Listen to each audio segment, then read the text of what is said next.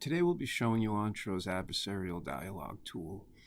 This is a great tool if you want to pressure test an argument or uh, hypothesize about what the other side's legal representation may present as an argument.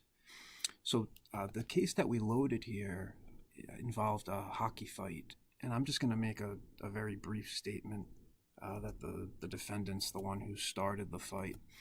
So Ontro is going to go through all of the facts of the case, and it's the purpose of this tool is to, just as it says, build an adversarial dialogue.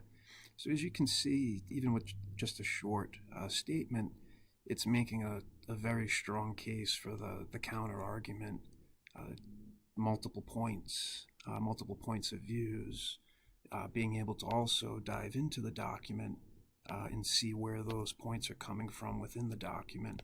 So this is a really powerful tool to try to pressure test your arguments and see what the arguments against them may be, or to try to predict what the other opposing counsel may be thinking.